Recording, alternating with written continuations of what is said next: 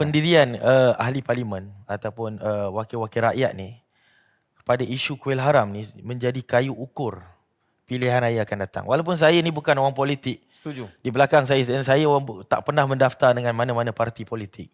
Tetapi kami nak ingatkan, rakyat nak ingatkan kepada semua pemimpin-pemimpin bahawa pendirian kamu ni akan jadi kayu ukur kepada PRU. Saya mewakili Tanah Melaya.com, kita akan keluarkan statistik setiap parlimen dan adun. Dan mereka-mereka yang mana telah bagi tanah ganti, kita akan senaraikan mereka ni sebagai satu orang pemimpin yang blacklist, yang mana kita akan singkirkan mereka PRU akan datang. Jangan undi. Jangan undi. Ini semua musibat yang akan bawa musibat kepada negara. Tanpa melihat parti kan? Ya, tanpa melihat parti. Kita tak peduli dia parti manakah, dia lambang manakah, dia kaum manakah, dia agama manakah. Orang yang menyokong penjenayah ini sepatutnya kita humbankan. Kita humban, kita boykot, jangan bagi undi.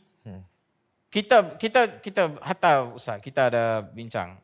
Even tadi bila cerita pasal strategi dan sebagainya, kami bincangkan perkara ini. Ya. Kita akan bongkar muka-muka pemimpin-pemimpin, tak kira daripada parti mana, yang berbangga dengan menyokong penjenayah yang ceroboh ini, supaya rakyat kenal, jangan undi mangkak-mangkak ni.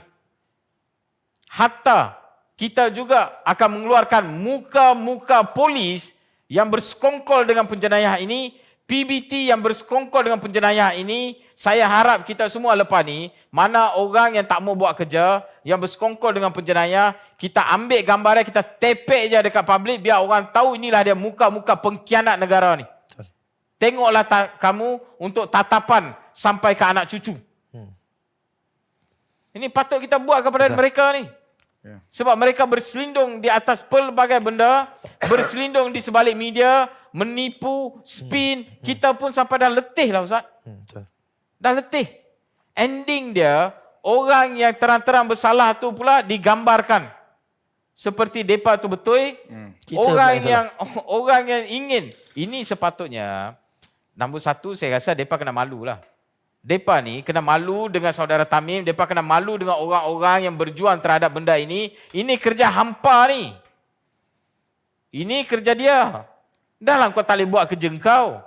Orang datang nak isu.